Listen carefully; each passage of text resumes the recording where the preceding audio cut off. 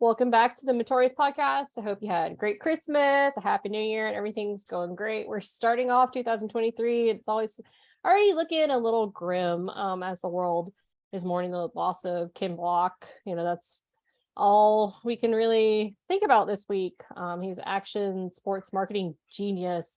I don't know. Depends on like what age group you're in. Is the Ken Block, we kind of know him. We're sort of from the age group of like the DC shoes and the X Games and all that, where he was just like such a marketing maverick, and he was basically the guy who like started with these like influencers before like YouTube was a thing. Like he would connect with like he brought up like Rob Dyrdek and connected people with like the style, the lifestyle with the product, and it's like this big thing, and like that's kind of the Ken Block that like we grew up with. And then of course he got into rally racing in 2005, so he was 36, like my age. I can't even imagine like just starting. Can you imagine how many Subaru WRX STIs he sold just with his activity?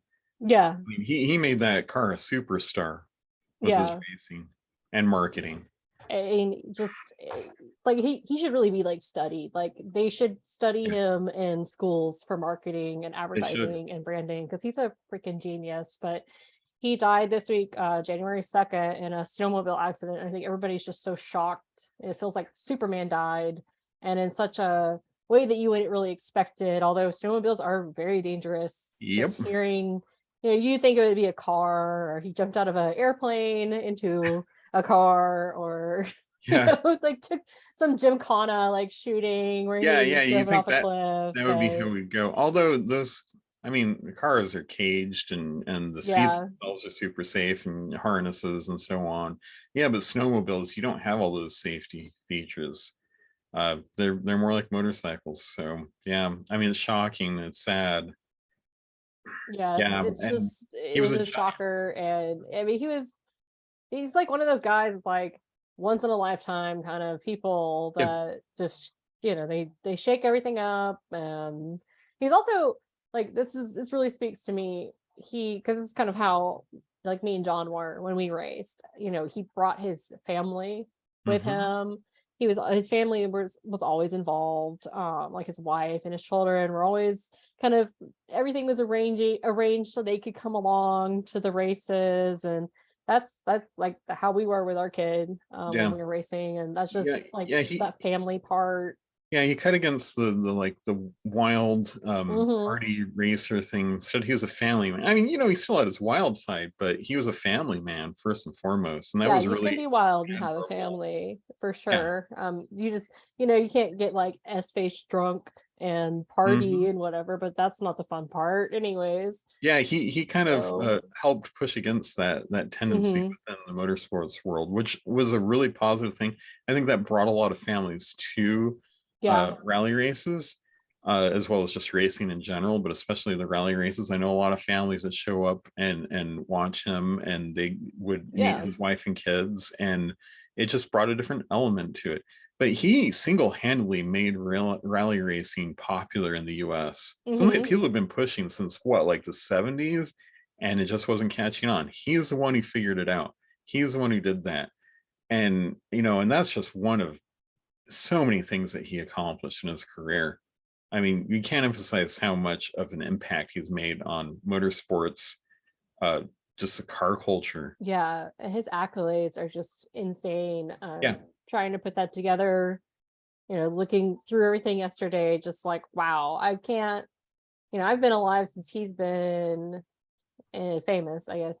And I've been aware of his career this whole time, but you just can't even put it all together. I mean, this would be like a 2-hour show just talking about his career.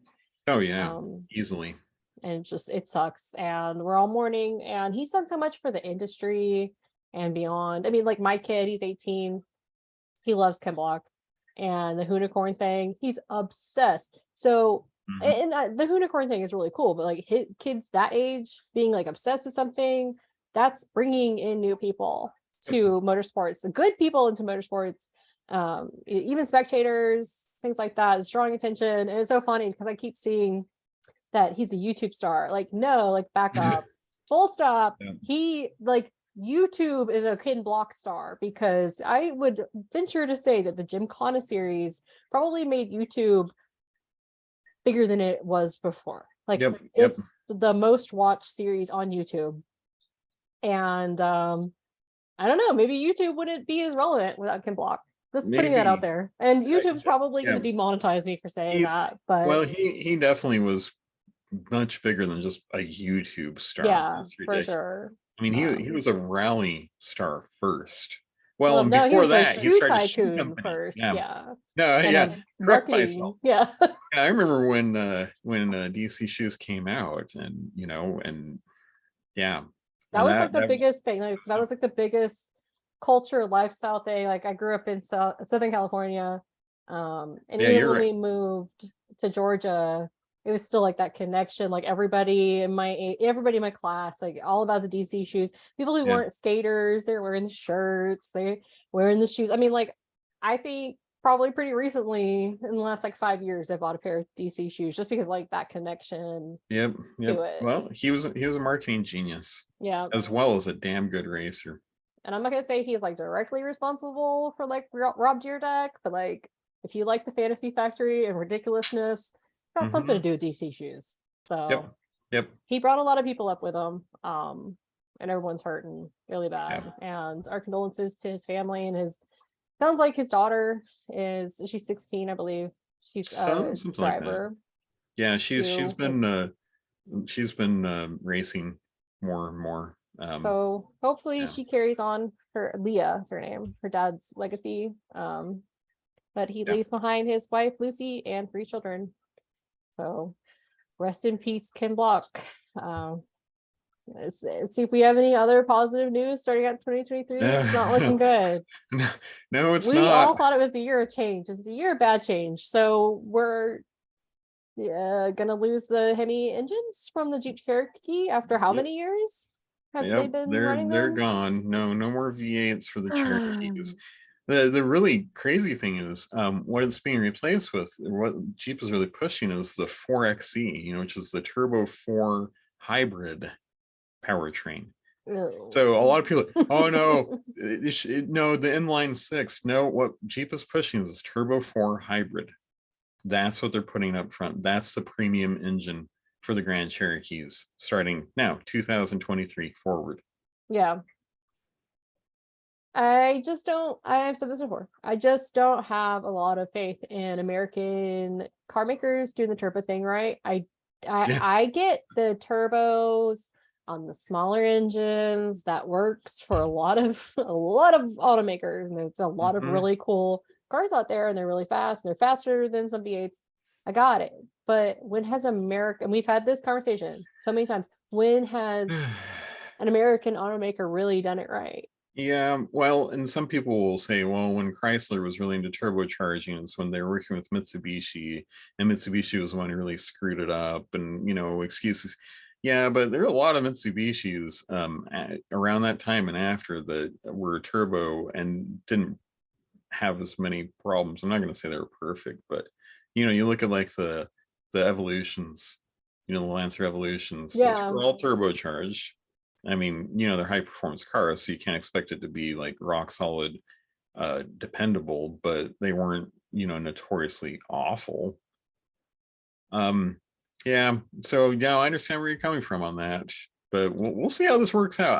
I think that a big, heavy crossover with a Turbo 4, I don't care if you have an electric motor assisting or 2 electric motors assisting, it's a huge mistake. But whatever. I'm all for like a hybrid, but let's do the hybrid in the right way instead of taking away the V8. Hybrid V8. That would be the right way to do it. Yeah, let's do that. But I know they can't do that because you got the CAFE standards and all these other government regulations here and other countries all ratcheting up, so they're going to have to play the game. I mean, the industry is just getting weird because we're going to talk about how new cars are more expensive than ever before. Oh, and I think the two are related because all these technologies just make cars more expensive. And yeah, there's been supply shortages and all that, but that's not the full reason why. They want to just blame shortages, but part of it is all these safety devices, all the connectivity stuff, plus all these like highly technological powertrains, which aren't as powerful and probably will break more and won't last as Yeah, so I long. was They saying more cost stuff to more. break. Yeah, it costs more. Well, I think the automakers, some of them like it because then you have to buy more cars more often. Your V8 doesn't last forever. Yeah, so in November, because this data was taken back in December, so I don't think we have the December data yet. But the average new car price, according to Kelley Blue Book, November of last year was $48,681. That is insane. It was not that long ago when that number was like 30,000, and now it is 48,000. So that's a new record. And to put in perspective, before people, oh, well, this, that, and the other, Kelley Blue Book said that in November of 2021, it was $2,250 less. So it's going up. And in October, it was $422 less. So it just keeps going up. Yeah. And we're not talking about just the cool cars. And again, beating the dead horse. I know this is the point that we always make. It's not, we have pictures of, Audis and Corvettes and all this stuff in the article, but we're talking also Toyota Camrys and Kias and all that. Like we're talking about it all together, minivans. Well, you know what base MSRP on a Durango is now? Not like a cool Durango, just a base Durango. It's over $38,000.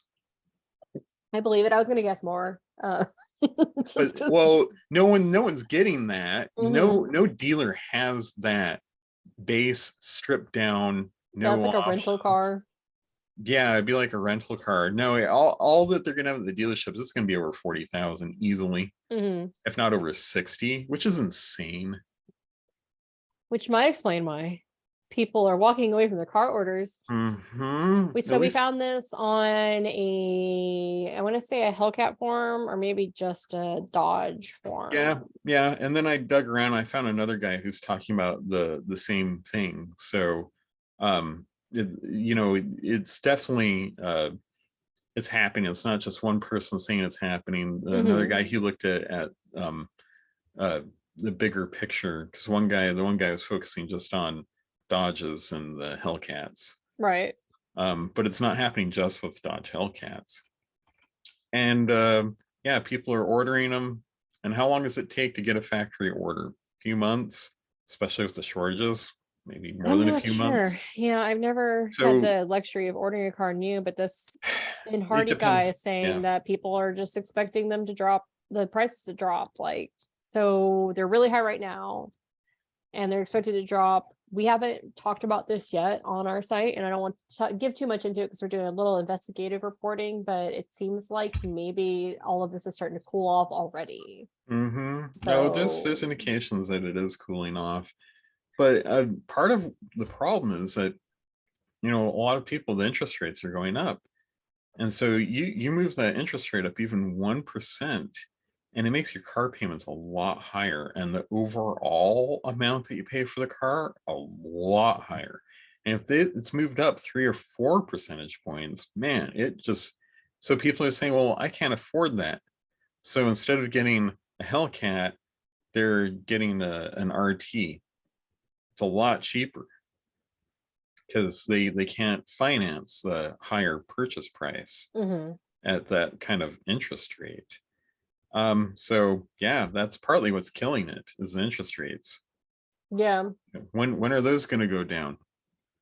And some people are theorizing that the Fed will drop its interest rate way down, and that could have another adverse effect. We'll see. But it definitely seems like we got a rocky ride ahead, especially considering on the next topic what some people are doing who are behind on their car payments. So you can't afford your car payment. Buy a car. Yeah, they're going out and they're buying another new car or newer used car from a dealership. Oh my gosh. Certain banks supposedly, now we haven't been able to verify this because the banks aren't going to say they're doing this, but they're financing these people that they know are behind on payments on another vehicle.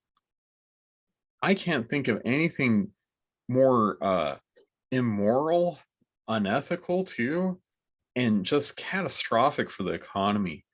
Because you know, it sucks to have your car repoed and all that, but usually you got there because you made some bad financial decisions. Yeah. And so you think the solution is to go and finance another vehicle? Yeah. I mean, you think that if you Yeah. had a car repoed, that would be like a point in your life where you'd want to just sit back for a second and reflect on your bad decisions. Mm-hmm. Yeah, I imagine Yeah. it feels awful.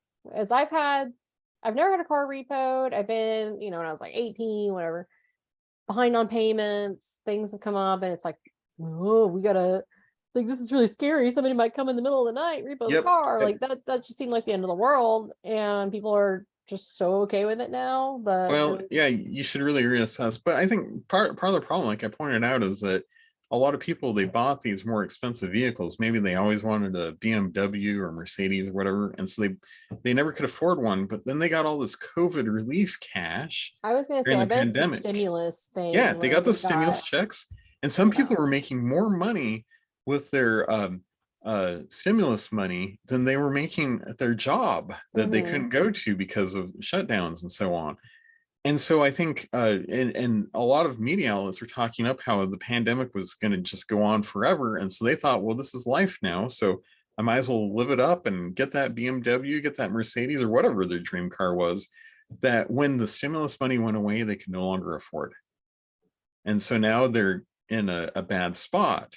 But instead of realizing that maybe they should, change their financial habits, they're going out and they're just going and financing like a Kia or a Hyundai or something cheaper like that.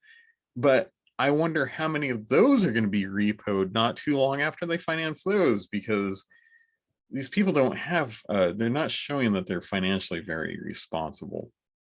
Like usually if you get to that point, maybe it's time to just get like a cash cheap car. Yeah, it's going to break, you're going to have to fix it, but kind of reprioritize your life. Go do the whole financial reworking and bite the bullet, but instead they still want a new nice car, and the banks Yeah, are that's another financing thing this. too, is that people think that, okay, I had a financed car when I was 18 and paid for it, paid it off. And then again when I was 34. Mm-hmm. That's the rate at which I think you should finance a vehicle. Like, you're not just like, and I had a whole bunch of $7,000, $3,000, $5,000 cars, like in Yeah. the interim. I mean, $1,100 cars, 1,100,000, Yep. $1,100 cars. Like in the meantime, like, you're not just like entitled to have like a super nice car. Well, and to be fair, let's be honest, a lot of the cheap cash cars that run aren't around anymore because of all the screwed up dynamics with the pandemic and stimulus money and so on, because used cars got way more expensive. That's true. I mean, there are non-running cars that are selling for like $2,000. Yeah. And which is insane. So but I don't think the solution is just go and finance another car. I And know, then financing a car is a big deal. it is. And so if they get that car repo, then you basically, they're pumping in twice the number of repo cars into the market, which, imagine what that's going to do to car prices. Help us. 2023, help It's, us. Like, yeah, well, this is gonna be a and so it weird could help year. drop prices, which is a good thing, but then what are automakers going to do? What are dealerships going to do? What Yeah, it's also we've going to never screw up the private collection market too. And Yeah, this is it part of probably what we're will. working on with But our investigation that we're doing right now. we have Is never ever faced a situation like this before. This is unprecedented. So economies are complicated. Even markets, big market like the car market is complicated. And when you have all these novel inputs going into the machine, I mean, it's probably not going to be good, but you don't know exactly what's going to come out the other end. Really, you can theorize about it, but we've never been through this before. It could be really bad. yeah. I mean, some people are talking about this could be what triggers a economic collapse. The car market, it's one of the backbones of the economy, like the housing market. Mm-hmm. This could be the domino that starts the whole effect. Who knows? I'm not saying it's going to happen. I'm just saying it's a possibility. We just don't know. It could be really bad. So for these lenders to be out there lending money to these people, I mean, it is a big deal. This is not okay. Right. Yeah, but I can definitely see it going the way of the housing market collapse, which was man, we've been through enough. Like with our generation, like here we go again. Yep. Well, it's not the first time that we've been through, recession. Happened before. Yeah. And you can be responsible as you want and still get your knees beaten in with a baseball bat because of other people's irresponsibility. So. Yeah, you can be financially responsible, but other people with their financial irresponsibility, they still tank everything. Yeah. And we're seeing, I think we're seeing a lot of it that most people wouldn't, because we, watched all this stuff. This is the financial interest that we have, is what's happening in the collector market and the used car market, the new car market, this and that. So don't be surprised if this actually does come back negatively. Yeah. So Australian authorities purposely destroy a gearhead's car. What's going on here? Oh yeah, so this guy, he decided to do a burnout or hoon his car for a gender reveal party. Can we stop for a second? Is that what hooning means? Hooning it can be burnouts, it can be drifting. It's kind of a general term they use in Australia and a few other places. I've heard my son use it a bunch of times, and I'm like, what? That's what hooning is. Yeah, I know it's kind of a funny term, but we get more specific: drifting, burnout, etc. And they just, in general, they call it all hooning. I thought it was like a specific, like you're hooning in your car, like you're making it, like you're getting more control over it, you're learning more about it, you're tuning it, something. No, it's driving recklessly, basically. Yeah. So he did a burnout for a gender reveal party. I'm assuming it's for his kid. I don't remember if the report said it was, but anyway, and kicked up all this blue smoke. It's a boy, and the guy is like serving time for it, and they took the car, and then they went to the steps of the local parliamentary house and had firefighters tear it apart to practice extrication and accidents. What a bunch of drama queens. Which, you know what? Like I pointed out, this isn't the first time that we've seen governments destroy perfectly good vehicles to send a message.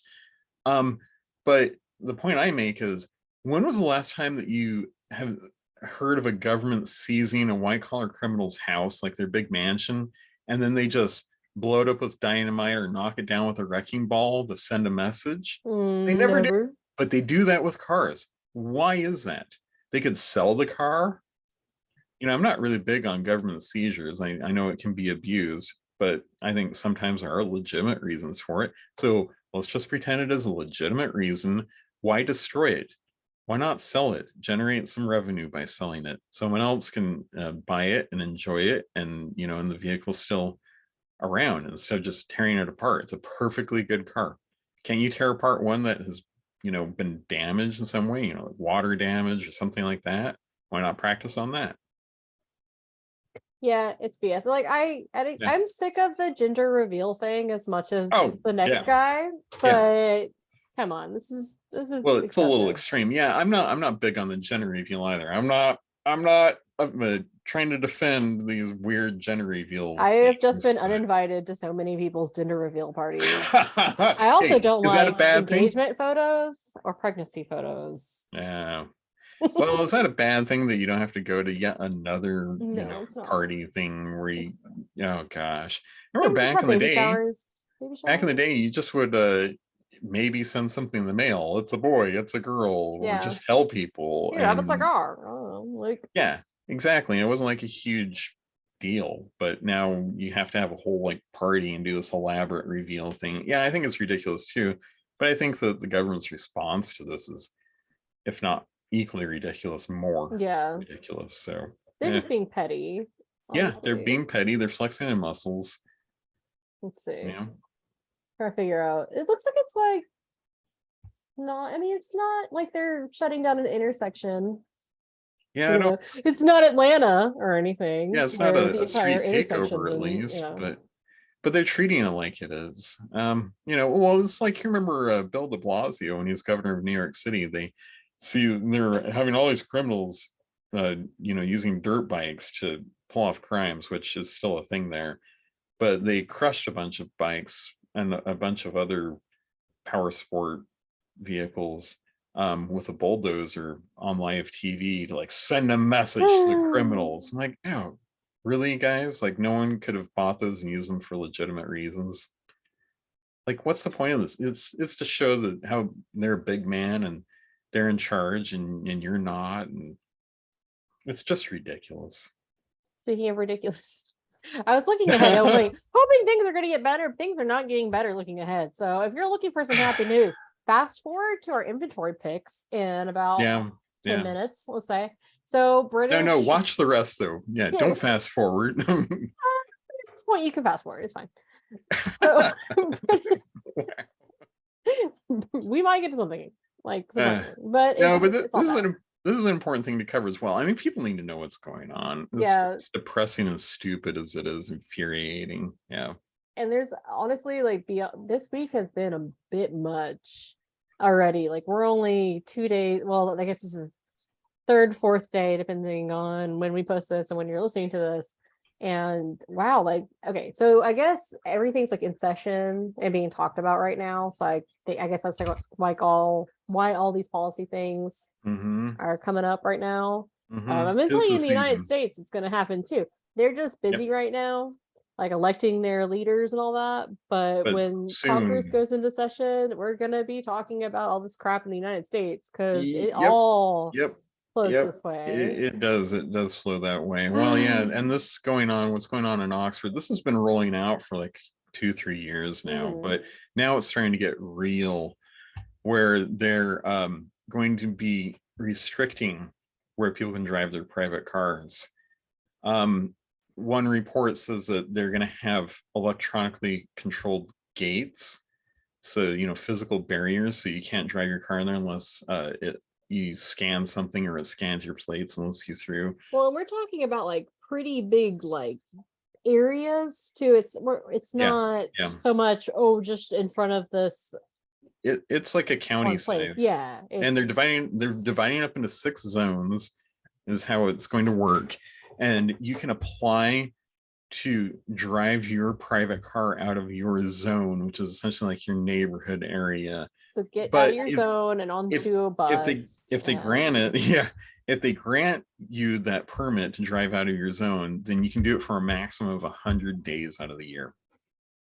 Except for if you're an essential worker, like a healthcare worker, something like that, then you can drive out of your zone whenever, because you get. Or going back to this permit thing, is there I'm guessing the permit probably costs money. Oh, and if you have enough money, you can get this permit probably for as long as you want. And so who's this affecting here? They haven't said, but I wouldn't be surprised. Oh, and it's per household. So if you have like roommates, well, you get to share that time with your roommates. So it's for one vehicle out of the zone a day. Just want to let my husband know that when this comes to the United States, the zone permit will be mine, and I'm not sharing it. Oh man, yeah, I hope it doesn't. But what they're kind of saying, well, it's not that big of a deal because some people are characterizing it as a climate lockdown, because it's part of the reason that they're doing this is to cut pollution. They're saying, well, it's not a lockdown. You can still go places because you can ride your bike or get on the bus. Because that's the same, or take a taxi, because that's the same as driving your own vehicle. It doesn't provide the same flexibility. I can totally see what's happening in like New York City. Oh yeah, well, and so it's a pretty urban area there, and they're saying that it also means that then parking spots won't be over occupied. People will be able to find parking in front of businesses if you're allowed to drive to a business, and people won't be parking in bike lanes and other stuff like that. And it also will make the city quieter and it'll be safer for cyclists. And but every city that I've lived in, like the bigger cities, they've talked about doing this sort of thing. And so yeah, they're trying to go in the same direction. And it's all about, oh, and it's safer for pedestrians too. And basically it's just going to be this utopia once we get the cars Oh, off for the sure. street. I don't know. There's a place here in Atlanta called the Beltline. There's no cars. It's essentially a pedestrian bike. Yeah. Those little scooters you rent, electric scooters. Oh yeah. That place is so loud. It's so congested. I would not go there and Well, just yeah, don't you love how they pretend like all the noise in the city comes from cars? cars. Yeah. Yep. No, it's something else. It's very, very loud on the Well, and Beltline. So to go off on a little bit of a rant, but if you read up on how New York City was before cars became popular, the noise of the horses and the smell and the emissions from the manure, the horse manure, was really bad. It was a big problem. And when cars started to come into popularity in New York City, it actually helped clean up the city. But we want to pretend like cars are just these awful, horrible things. And by the way, cars back then are a lot louder than they are now, and they emitted a lot more in emissions than they do now. I was going to say, how loud is the average car? Nowadays, It's not that loud. I don't know. Even my 80 my Hellcat decibels. is quieter than my Firebird was when it was new. Yeah, yeah, yeah. That's the thing, because the technology keeps improving and so on. But Yeah. it's not enough. They want to start, telling you when you can and can't drive your car and where you can drive it. And and this is something I've been pointing out for a while now, and it was supposedly conspiracy theory, and that's not really going to happen, and that's not what people want to do, and governments aren't actually going to do that. And well, here we have it, they're starting to do it. So it's not such a conspiracy theory now. Oh boy. Well, I Yeah. mean, if you live in Ottawa, you might not have to worry about it because you might have your car stolen.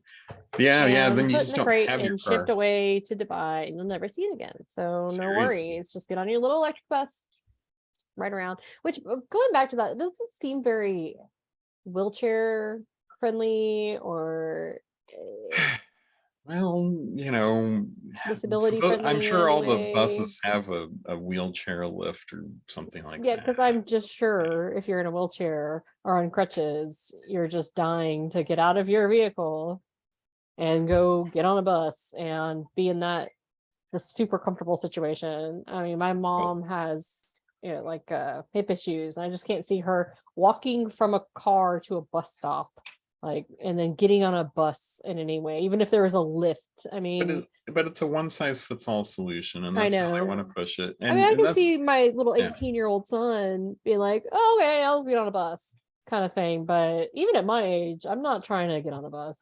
What about COVID? Do we not care about COVID anymore? And like all this no, not only that, but and my big thing is, using public transit in most cities. I understand like New York City and so on, it's a little bit different, but in most cities, using public transit, it makes your trip last like 3 to 4 times long, like the length to get from one place to another. It's ridiculous. That's why nobody does it. It's not practical. So, but I think still there's a push for it, and it's increasing, and we're going to see more of this sort of thing. It's a one size fits all approach to stuff. But yeah, you're right. If you're in Ottawa, I mean, it might be a relief because then you don't have a car for people to steal or something like that. Like, man, they have a real problem with car theft there.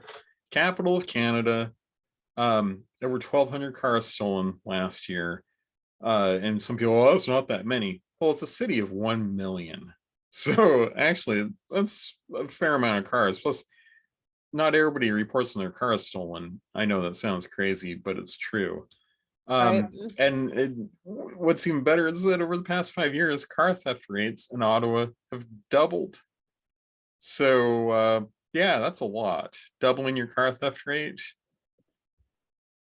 But even little old Canada, which people assume not a lot goes on up there, and they have a But can't you big leave your problem. doors unlocked? I mean, like Michael Moore told me that everybody in Canada left their doors unlocked. You could just walk up and open them, walk in. That's what I heard. Yeah, seriously. Well, a lot of the housing areas around Ottawa, they don't have a place to park the car inside, like in a garage in a secured area. So they're sitting out. So I mean, well, it's that's easy true for pickings. most cities. Okay, so I think being a car person in a city in 2023 is just going to be dicey. Like a big city? Yeah. Yeah. Yeah. So I think that's why some people, they pay for these swanky private garages where there's supposed to be security and secured access and so on. I mean, cars still get stolen out of those. Yeah. But it's better than it just sitting on the street or whatever. Yeah, because then it gives thieves. I mean, these guys, they have all this high tech devices where they can reprogram the ignition and take the car within, you know, a few minutes, if not 30 seconds. Yeah, it's another thing that we haven't talked about yet is they're selling car jacking kits. I don't know. We're looking into it. There's a legitimate need for them. You know, locksmiths have them. Yeah. And so they're not cheap, but since these are professional rings, theft rings, they can afford it. I mean, a lot of people, I think they assume these are just like kids who just decide, hey, let's steal cars. No, they're recruited by these criminal organizations. This is organized crime. This is not just a bunch of kids just goofing off and trying to make some quick cash. They're being recruited, and it's a big business. Not good. No, it's not. I wonder what 2023 is going to look like in terms of car theft. I think it's going to get much worse. I think you're probably right. I hope not, but yeah, there's no indications that it's going down.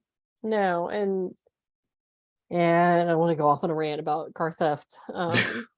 Yeah, another time, right? Yeah, there's been some stuff around my city where I've seen that there's just not like a great response. Not my city specifically. My city's pretty good, but around the area. Yeah, it's not a good response. The system is pretty jaded to it because, well, if you're dealing with like a homicide and a car theft, I mean, the car theft is, well, it's not that big of a deal because homicides are also way up. That's true too. So you have to prioritize it. And yeah, it's frustrating if your car is stolen because the cops aren't really doing much about it. Like and then you're not legally allowed to take anything into your own hands either. Yep. Well, I'm probably going to get ripped right off the air for saying that, but honestly, at some point, shouldn't you be allowed to? But it's like that one lady in the last podcast we talked about in Florida where she tracked down her car after it was stolen. Like, I think that's why people are doing stuff like that, because they're tired of the lack of response from the police, who are overwhelmed and in some areas underfunded and overwhelmed. Yeah. But yeah, they have like violent crimes they have to deal with, a lot of them, too many, and you know, domestic disputes and all sorts of stuff. You know, I'm not saying, well, all cops are just innocent victims. I mean, some cops are real jerks. But you know, it's a complicated issue and it's a real problem. I agree, and I think that the car theft rate is going to continue at least how it has been, if not get worse. It's really bad. A solution.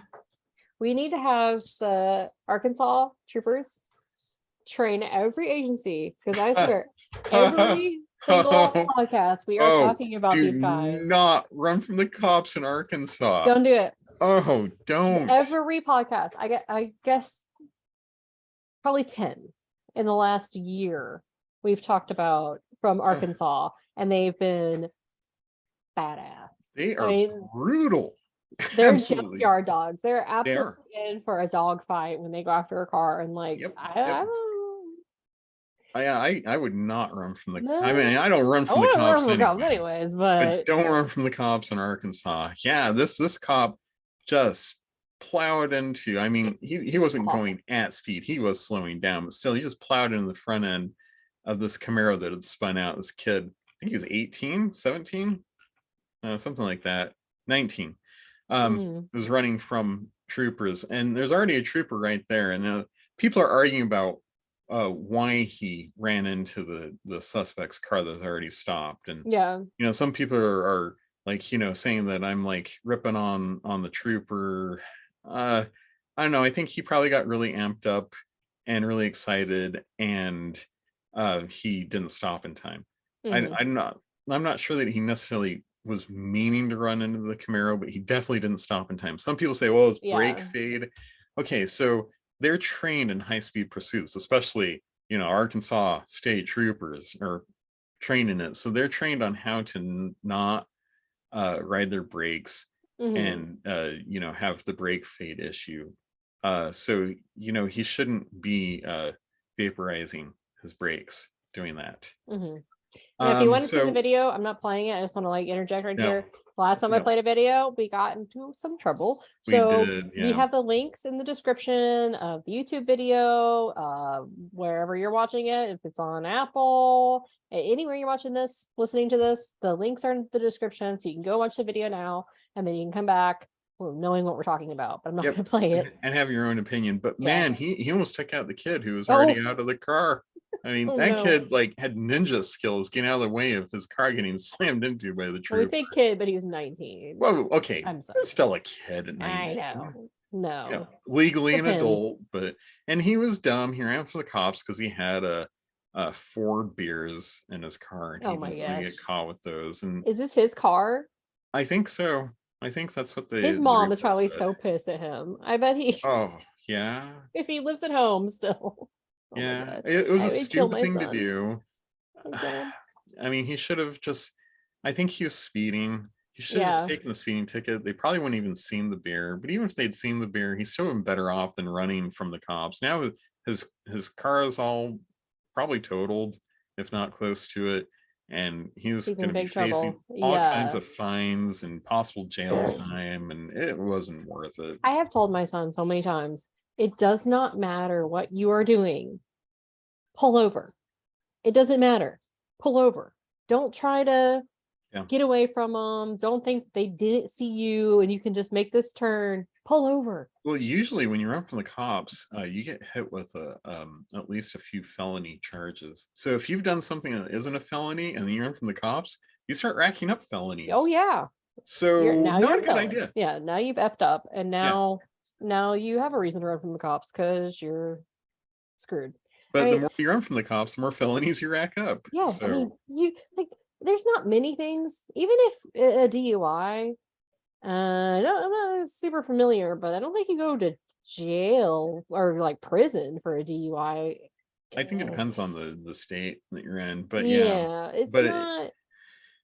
Even if, and you shouldn't drive drunk. You don't drive drunk, of course, but still pull over. Yeah, I see these people, they've got a little bit of weed in the car or something, and they go on a high-speed police chase. It's well, now, that went from, we watch cops a lot in this house, not gonna lie. And I want to be a cop just so I could pursue police chases, but I saw a really bad accident over the weekend, and now I don't want to be a cop because having to respond to something like that with little kids involved. Oh, the things that you see as a cop, no thanks. Now, if I could just be the chaser and go running after cars, I would love that, and that would be amazing. I've had cops tell me that the pursuits are honestly the funnest thing that they do. Yeah. I can tell too, because we'll be driving around in the Hellcat, and there's a cop that comes up just hoping that we've got something on us. Yeah, they really want to see what they can do against a Hellcat. Yeah, they got. Well, you can tell they're running our plates, and I'm no, we're not the ones. We're good. Yeah, this is why I think we're going to church with our family right now. Just the one trooper hit the Camaro. I think he just got really excited. Yeah, I would too. I'd be his adrenaline is pumping, and I'm not he's a bad person and he should be fired. No, I think he just got excited, and it's funny. What I like is the dogs in the police. There wasn't one in this video, but in the dogs in the police chase videos, that's me. They're sitting there losing their minds. They're so excited. Once the sirens are on, they're just so excited. Woo! I get to bite someone. Imagine rolling around with your dog, going crazy, just chasing cars. That's my dream job. Wow. But all the other stuff. Thing. Yeah, I just don't want to respond to car accidents. Or domestic violence. Or pulling people over. Child abuse. Really dangerous kind of child abuse. Ugh. Homicides. See, I told you to skip, guys. I told you to skip to the inventory page. And you didn't. You did it. You're sitting here kept listening watching because thanks for keeping watching. Now we should always get dark at the end of the episode. Always we should. I thought this was going to be the light part of the episode. I know. Well, this is why we're told every week. You can get dark as you want, but you got to pick an inventory pick. So what did we pick this week? Oh my gosh, you got a bus, a van. What is this? Trans coach? It's a trans coach. Our Gossie. you can take this to the track racing, go interstate. I mean, this thing, pull up the interior, like get to the there. interior I'm shots. getting This is Oh, plush. This is a way to go racing. we're getting So there. you got a nice cab and all that there. And this is like a minivan, like up front. Hold on. We're getting there. Yeah, we're All right. getting Okay. okay. So now you right, what are we got some looking at? seating back there, and you got some storage compartments. Keep going, because a little bit further back in. Yeah, okay, now you're just trying to get into, you got more seating, benches. Oh, this is and some definitely a you tables. can't afford it, pal kind of situation. The more I'm looking at But if you pictures. could, this would be just I just amazing. Yep. And see, you got the blinds, and that folds out, and you can sleep there. You got all the cabinets. You can take whatever with what's you. in the very back behind this glass? Is So this you got a bathroom? bathroom. Gotta have a nice shower. I think that would be the big deal breaker for I mean, me yeah, to because like if you're at the live on the track, road. you either have to go stay at a crappy motel, or you're essentially like camping out of your car or truck or whatever. I mean, Yeah. I know some people, that's part of the experience. Yeah, now look at that. You got a kitchenette, and then Yeah. right there is where your car loads in. I'm just not impressed by the shower. I mean, Oh, because I gosh, at thought least you about have one. I thought about doing the RV life with the family because we have a really good family for it. We like the But being outdoors but you need to have thing, the space for but your car. Let's get our priorities straight. yeah. Well, okay. So how many car trailer could you fit behind a trans coach? Do you think? Well, I almost picked another one that we Can it have be that three? Because I almost picked a 6-car transport that we have in the inventory, but it didn't have, any of the living arrangements. It was nice, but you'd have to still like bring a tent or sleep in yeah. the front seat or whatever. And where would you carry my inventory pick of the week, which is 1971 Plymouth Cuda? Yeah. And I'm so easy. Like I didn't I Hey, went like one page deep and I saw this Cuda and I'm like, well, yeah.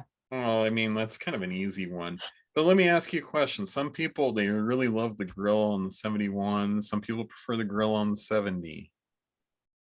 Some Okay. people, they have a 70 and they swap the grill from the 71 on there. I don't appreciate that. First of all, I don't think you should. But they do it though. I don't think you should grill swap. I guess if it's your car, do whatever the hell you want. Yeah. But I don't appreciate that because the 70s, the 71, if you wanted a 70, buy a 70. If you want a 71, buy a 71. Maybe you can't find the other. I don't know. I don't know. They're both very expensive cars and they're hard They to are. find. I Well, think maybe don't bastardize. is this a factory CUDA, or is this a clone? I hope it's a factory one, or I just picked some Because a lot BS. of them are Yeah, this is clones. original build sheet. Okay. I just needed something There easy we go. for this week that was really difficult. Because that's for other everyone. things with the CUDAs when you're shopping for them, and I think most people are honest and upfront. A lot of them aren't factory CUDAs; Yeah. they're clones.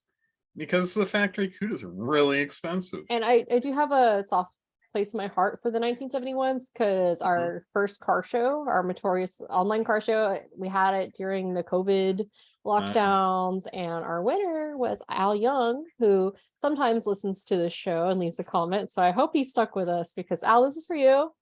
He has a 1971 Cuda, and you can go find it. You know what? I'll put it in the comments so you can go, or in the description so you can go see it. But he was our first like car show winner. So near and dear, cool car, cool guy. In my heart. Yeah, he's a really cool guy. He had the car.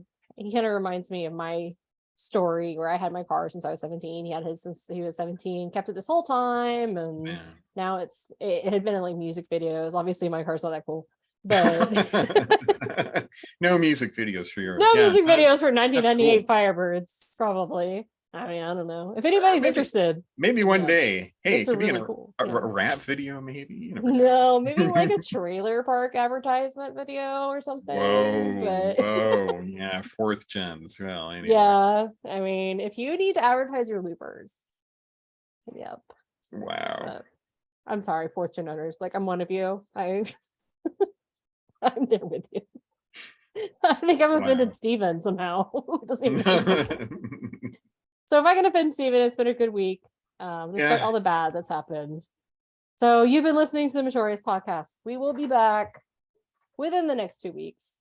I feel like we might come back next week because there's just a lot to follow up on. There's a lot that's happened this year. I want to know some more details about, if we do learn any more details about Ken Block, maybe discuss that a little bit more. Because I feel like we don't know much right now. I'm sure. I wonder how much they want to release and what. I'd be interested to see how much they do release. Because like I said, it's just such a prolific thing that happens, and it happens so second day of the year. Yeah. So we'll see about following up. There's some legislation that's definitely going to come out in the next couple of weeks that we're going to talk about. We're not going to bore you to death with politics. We're just going to keep it top line what you need to know about that's going on this year. But there's definitely going to be some stuff going on this year for car people.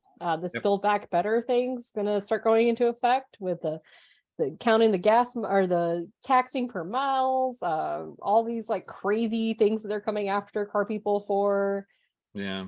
We'll see if they actually follow through on it. Hang on. Well, we're in this together, so we'll be back talking about it all year long. This has been the Motorious podcast. Like, subscribe, share, and comment, and come back.